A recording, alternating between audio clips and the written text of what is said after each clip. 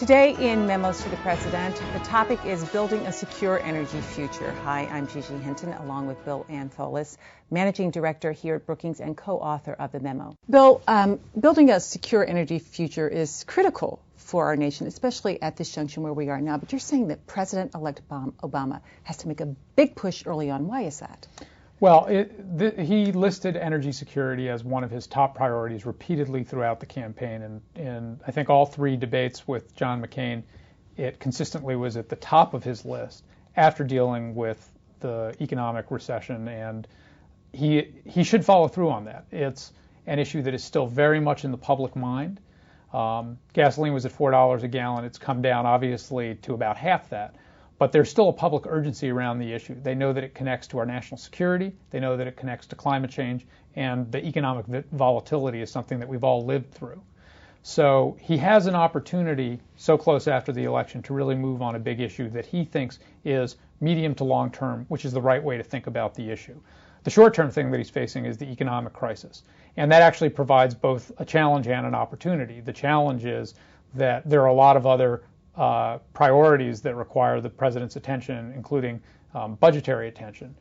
But the good news is some of the things that he might spend that money on could actually support energy security. So in our paper, we laid out some medium-term solutions that he should pay attention to. So this won't cost him any political capital, really? Well, it's one of those things where if he spends the political capital, he could earn more in the future. And in many states, there is certainly an urgency to get funding for some of the things that they were planning on doing. California is facing potentially a big budget shortfall. Other states are as well. Some of those money were going to be directed toward infrastructure. There might actually be political capital there. In those places where there might be opposition to the government spending more money, if that money leads to economic growth and the right kind of economic growth, it may end up benefiting him in the long term. Bill, there is an obvious connection between energy security and a good energy conservation plan. Potentially addressing climate change and energy security can work very well together. If you have a relatively stable sense of where the price of oil and gas is going to be over a relatively long time horizon, our relations potentially with places like Russia, Saudi Arabia could improve as a result of that. If we are less reliant on oil as our only source of transportation fuel, that may make those relationships a little bit less volatile because we have other parts of the relationship that we build out as opposed to exclusively being about oil, which is currently our transportation lifeblood.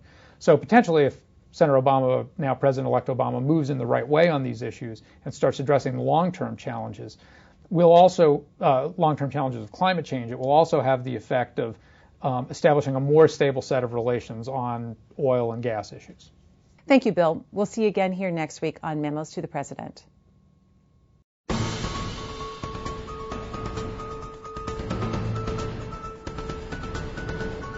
Is climate change something important that President-elect Obama should confront? I think that he should address ways to help small businesses that are addressing very proactively the issues surrounding climate change and how it's impacted. I think it's important that President-elect Obama make it a top priority because it's been an issue for like a long time now. I think it's really important that he does it because it's affecting the planet and it's affecting us. And that's a wrap. Hello, I'm Ron Nesson with Brookings Senior Fellow Steve Hess, author of What Do We Do Now?, a workbook for the President-elect. Steve, you devote considerable space in your book to advising the new president on selecting his press secretary. And that's a topic I have a particular interest in since I was President Ford's press secretary. What skills should Barack Obama be looking for in a press secretary? Well, it's very nice to be a great briefer, to have a lovely sense of humor, to do all of the skills that come with performing in front of a group. But the most important thing is that you're close to the president.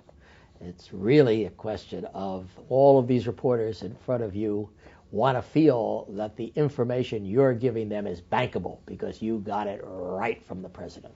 Well, you say that Pierre Salinger, who was President Kennedy's press secretary, had all the skills, but he wasn't held in high regard by the press because he wasn't a part of the inner circle of President Kennedy. That became quite obvious when there was the first big crisis, the Bay of Pigs crisis. And very often that's the case where he means well, but he may give the press misinformation. So that, to me, is the key point. It's what reporters tell me when I survey them, that they want most in a press secretary, and that's somebody who is really part of the inner circle. Well, Jody Powell was clearly part of President Carter's inner circle, and yet he wasn't liked very well by the press. Well, from Powell's point of view, it's not a question of being liked or, it wasn't running for Mr. Congeniality. He was somebody who was trying to make the case, whether he agreed with it or not, make the case for his president, in this case, Jimmy Carter. So you think President-elect Obama ought to be looking at a former reporter for his press secretary? Reporters tend to be more conflicted. That is, they see this still from their old chair. And the press secretary works for one person. He's the president of the United States. They expect to give good information, but they know who the boss is. And that may be more difficult for somebody who has spent all their lives as a reporter. Jerry Terhorst resigned as President Ford's first press secretary because he disagreed with the pardon of Nixon. Do you think it's important for a press secretary or President Obama's press secretary to agree with everything the president does? Well, I can't get inside his head. He may indeed disagree with a lot of things, but what his job is to state what the president's position is. Jerry Terhorst was a very honorable man, but his resigning sure didn't help Jerry Ford, president, one bit. I love the mock oath of office for the press secretary that you include in the book. Do you remember what it is? Remind me. I, yes, Ron Nesson, right. am here to work for the president, and it's my job to explain my president's position, whatever it is, to the best of my ability. Fair? Is that fair? You Absolutely. Were That's you, the sir. job. That Okay. is the job. Well, thank you very much, Steve. I'm afraid we're out of time, though.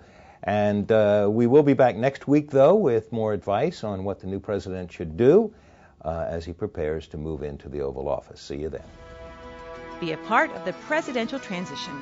Join our pundits and experts for The Scouting Report, our live web chat every Wednesday afternoon at 12:30. Log on to www.brookings.edu/transition.